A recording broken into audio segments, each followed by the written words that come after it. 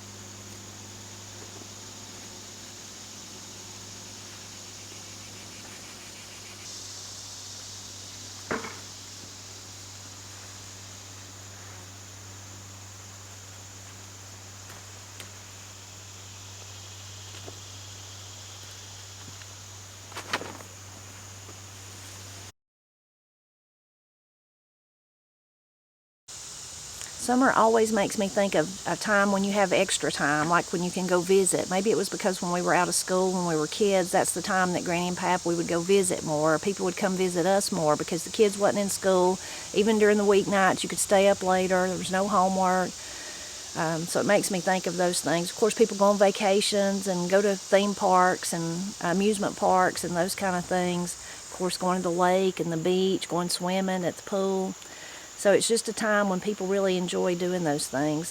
This week, we actually went just one evening after work, after Matt got off work, fishing at local Forest Service land called Fires Creek, but locals call it Fires' Creek. So we went to Fires' Creek and ate supper, and everyone fished but me, and I sat there, watched them fish, but mostly I read a book, which was just wonderful. It was really nice.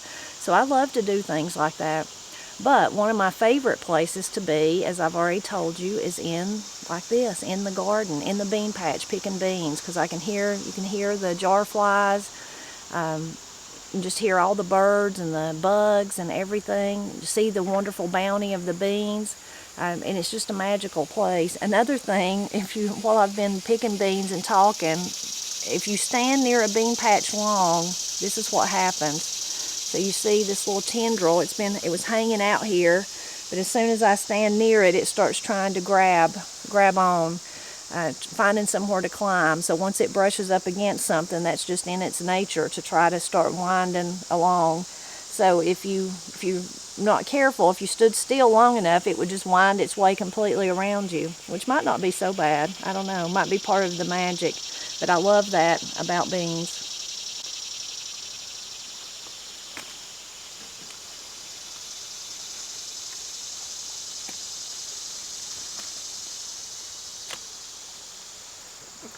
And so this part that I've been picking, what I've picked so far, I've not seen not one yellow bug, not one. I hadn't seen any. Matt said he might have seen one. I asked him. So I'm definitely, when we get done today, maybe it might be late this evening before I do it, but I'm definitely going to put some more lime. And actually, I'm going to do it the way I did it last week, which wasn't that I did it on purpose that way, but it was because I was lazy. So I had a a container that I had diatomaceous earth in, and I didn't want to empty it, and I didn't want to try to put it back in the bag, so I thought I'll just put the lime on top of that, and then I'll do it that way. So that's what I did. So it was kind of a mixture of both. So I may do that again. And I think I'll go around to our other beans, our replantings that we've done, our succession plantings.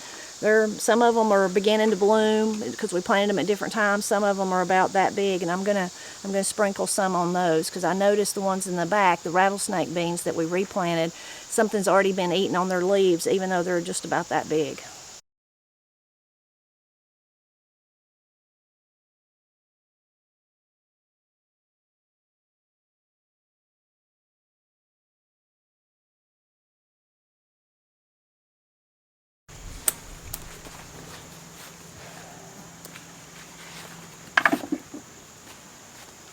If I had some clippers, I'd help you on this side. Matt's getting the okra for me. It's unbelievably how fast it grows. Pretty much when okra starts producing, you have to pick it every day to keep it from getting so long. And the reason, if you've never grown okra, that you don't like for it to just get longer and longer and longer is that it gets tough. It gets really tough.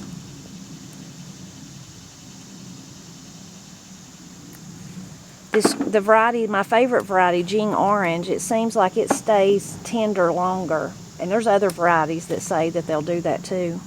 But doesn't you can see right here, okra has the most beautiful bloom. See it? Ain't it just lovely? So pretty. Really intricate detail inside it, but just lovely with that maroon and then the creaminess. So pretty. Granny'd always get on to me about keeping my okra cut because she's worried about it getting tough. When she was able, she'd come cut it for me. She's not able now. But one thing you can do if you miss one and it does get really tough, really big, you can let that just continue to grow and use that for seeds. And there is a ton of okra seeds in one pod. You wouldn't believe how many seeds are in it. Also, another thing, I've never done this, but I read about it. One of my favorite books that I've read, kind of it's a biography, I guess you would say, about Appalachia, was by Cleo Hicks Williams. Now, she wrote the book really used our dialect, so it may be hard for some people to read, but it tells her life story. It's just a heartwarming story. Now, she had it really hard growing up, and she tells all kinds of details about that, but then it goes all through her whole life, and she ended up being a nurse and just being a real success. Just a wonderful, heartwarming story. Makes it even better for me that she's actually from Cherokee County. That was where she was from. So as I was reading the book, this has been years ago, I was thinking of the people that I knew with the last name Hicks, and I was thinking of this one special friend of mine and Matt's mostly, Melvin. And I thought, I wonder if she's related to Melvin. And I kept reading and reading, of course, and wondering, thinking I should call him or ask him or get Matt to ask him. Well, then I get way over in the book, and she finally mentions her nephew, Melvin, and Ramona. So then I knew that that was part of his family. But really an inspirational story. So the reason I was saying all that was because in that book, she says they would use those big pods of okra when they got too hard like that, almost like a scrubber. So this was in the days, of course, when they didn't have, you couldn't run to the store and didn't have no money and that kind of stuff. So they would use that to scrub off their hands or to scrub other stuff, because it does get really tough and really hard when it grows that large. Have I got any on my little orange one out there? Is it doing anything? It's Carolyn. It's the one on the very end. Yeah. I see some back there, but they're not right.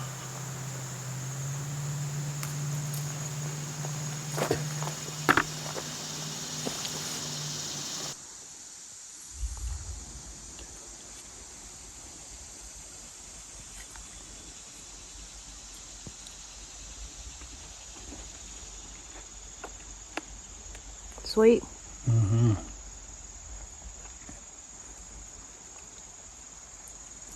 Very good.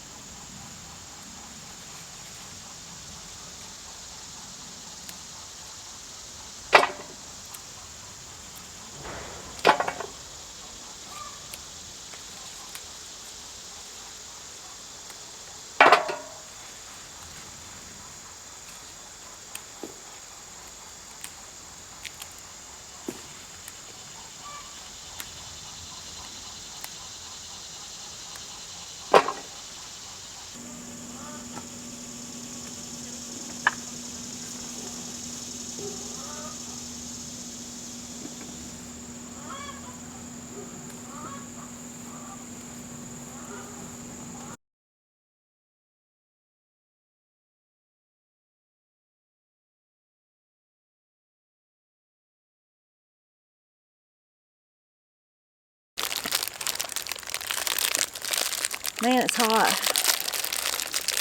Yep. I have the spaghetti arms. I can't, from weed eating. I can't hold. Can you feed me?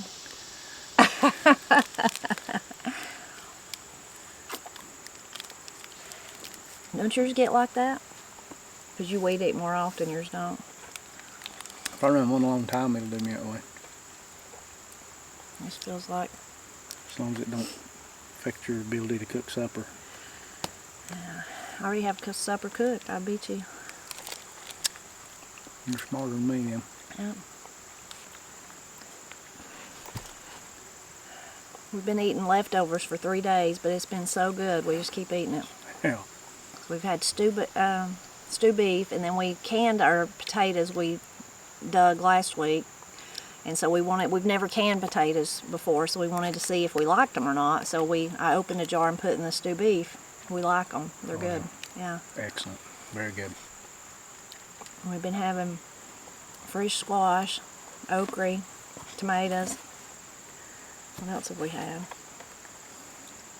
Oh, we had peas, our first mess of Mississippi pink eye peas, and they were really good. Lots of cornbread. Lots of cornbread. Yeah.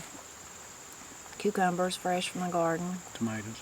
Tomatoes, yeah. So we've been eating like kings. It's going to be sad when all that runs out. It will be.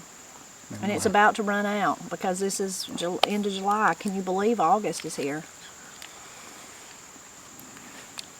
I can't. We don't have all the stuff we can, but sure is nice to come out here and eat off the vine. That's one of my favorite things. I was complaining about our tomatoes looking kind of pitiful, and Matt was like, "It's time." Yeah. I was like, "Well, yeah, you're right. It is. The summers went by so fast. Seems like we're still like in June, but we're not."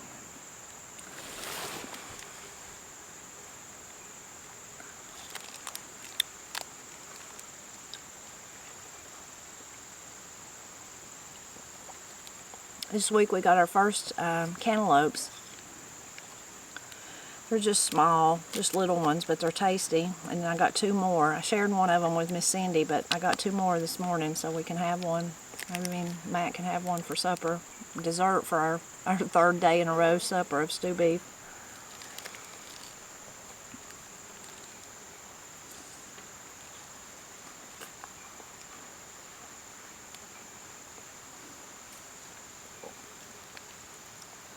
Matt misses all the summer garden stuff, but he don't miss the heat, do you?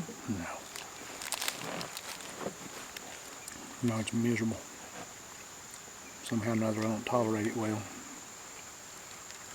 I'm usually hot all week at work and then come home and do this.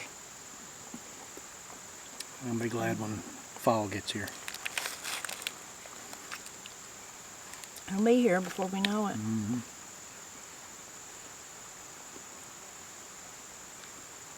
I love fall. I even like winter when it's super cold. I can deal with that better than this hot humidity.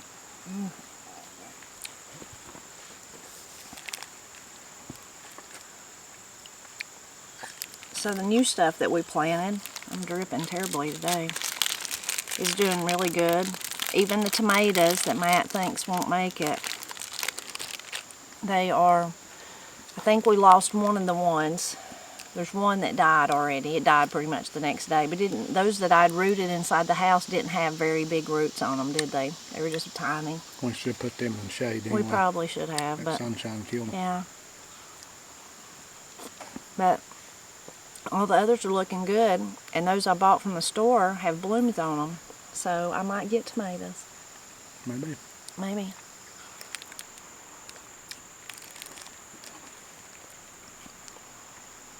I hope so. At least it's an experiment, though. It's fun to try.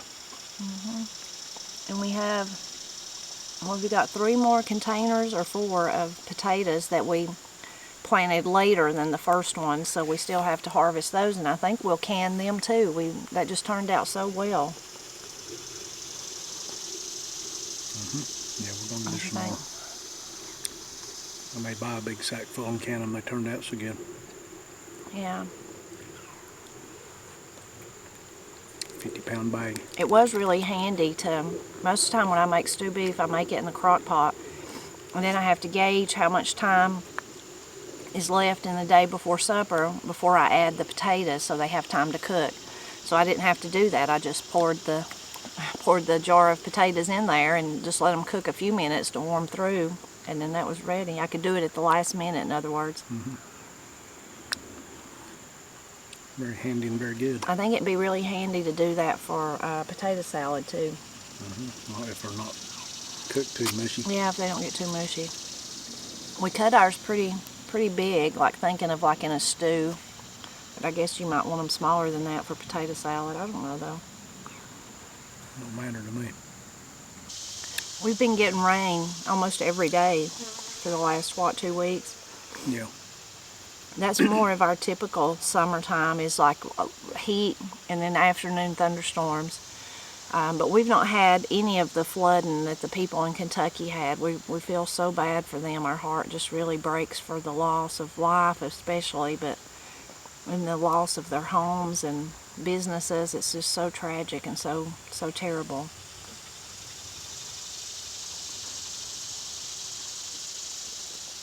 And then you compare that, I think there's other places in Missouri too that had flooding, but then you compare that with Texas and other places that desperately need rain. They're just like in a worse drought. It makes me wish so bad that we could just kind of trade places with them, but of course we can't do that. We did have some flooding here, but thankfully no lost lives or anything like that. When was that? It's been like a week ago. Yeah.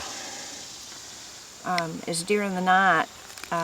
We don't have a landline. Once we had cell phones, we got rid of the landline, but we do leave them on at night, me and Matt, because you never know if Granny or his mother or someone might need you. And Matt's went off first, and in the night when you're so asleep you can't really tell what's going on, and he fumbled around and finally got it turned off, and we laid back down, and then by the time we got back to sleep mine went off.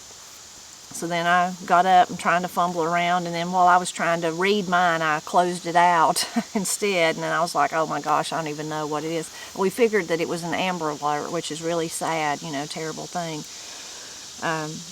for that to happen. But anyway, I got up and went to the bathroom, and when I come back, Matt had decided he better find out what it was, so he said, I found out what it is, and I said, what is it? And he said, there's flash flood warning for, was it Marble and Topton?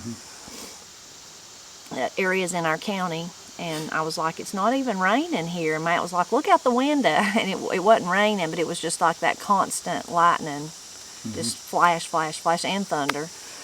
And anyway, so it was a thunderstorm that decided just to park over one area and just dump a tremendous amount of rain. Yeah, it rained 5 or 6 inches that night. Yeah, in that one area, not here. We had no flooding here. Anyway, washed lots of people's driveways out and their roads, and a lot of damage there, but thankfully no lost lives. But it was just in that one area where a storm just parked. In the old days, old-timers called that like a cloud burst, a little Noah. I've heard that, come a little Noah. Frog strangler. Yeah, frog strangler. But a cloud burst when there's just so much water in one area, which leaves just tremendous damage. So one thing, well, there's lots of things, but about making a garden, one real truth, there's other truths, is that you can't do anything about the weather. You can't control it. Pap always said, can't fight the weather. Yeah, can't fight the weather. And that is true. Yeah. You just gotta work around it. We had, thankfully for us, we had some dry weather there at the beginning of the summer, but then it kind of evened out. And in the area of Appalachia that we live in, it is just like it is a temperate rainforest, so generally we have plenty of moisture, which is good. But our hearts really go out to those that are suffering from the drought and from the flooding, the two opposite extremes.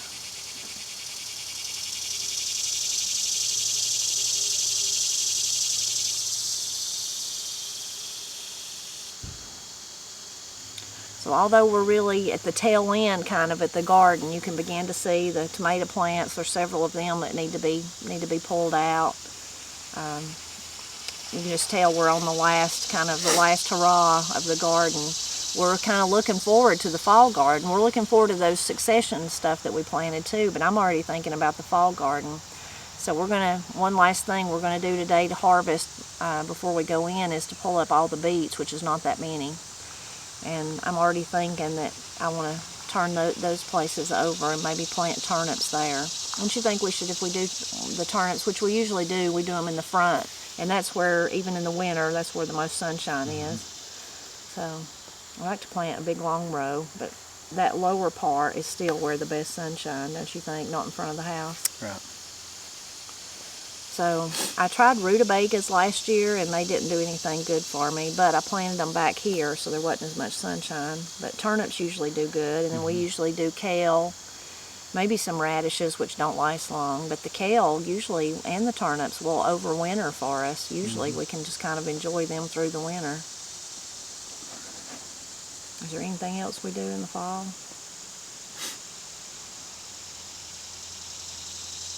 Maybe some lettuces, yeah. Still kind of too hot for them, but I'm anxious to get the turnips started. We love turnips. They are mighty good. I like the turnips, I like the greens.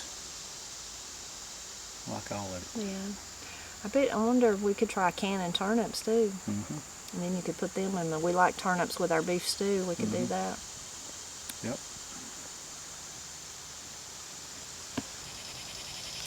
The update on the deer situation is they've not entered the yard, and we've not seen them back there where they ate the hostas.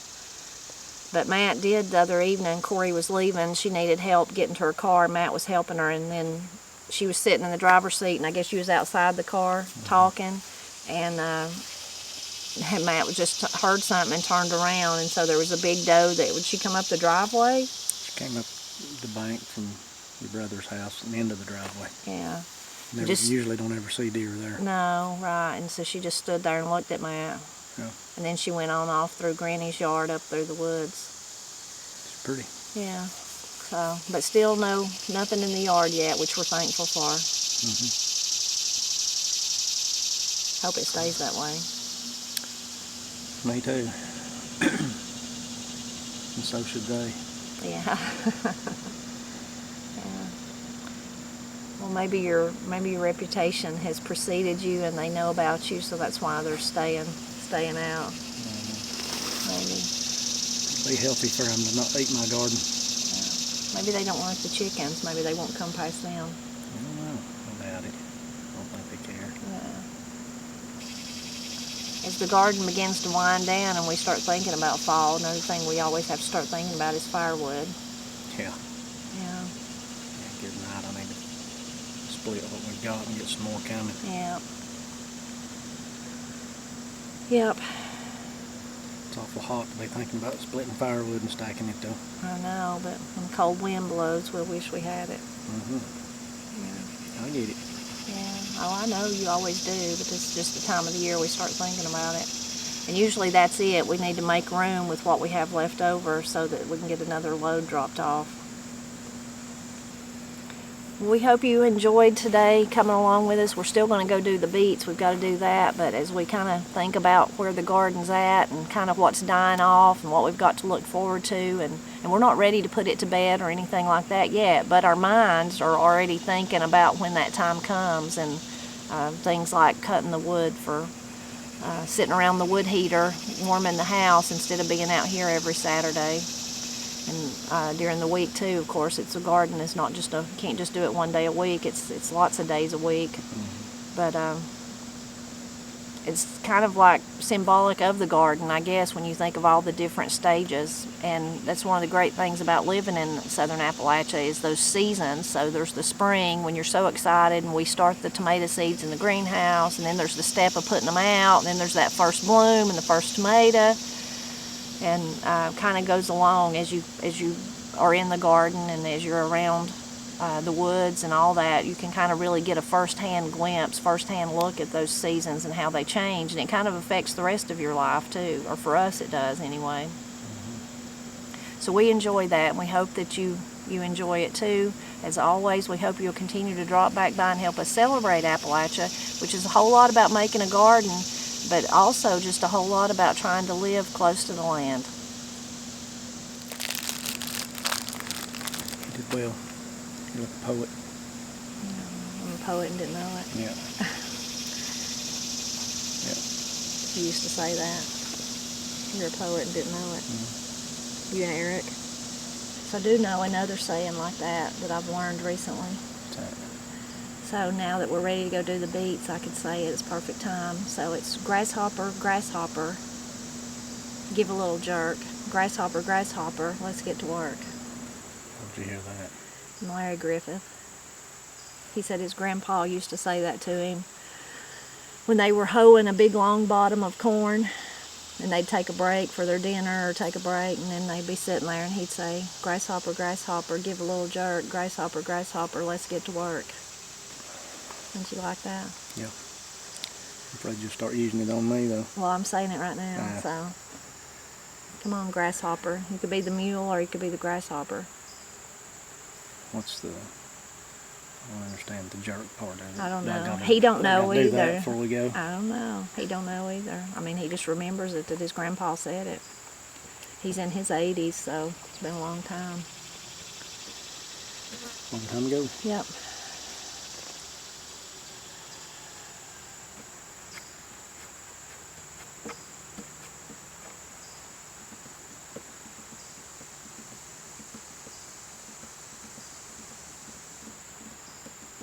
All right, grasshopper, come on. Oh. I can't. My spaghetti arms won't pull. I can't. I'm too weak.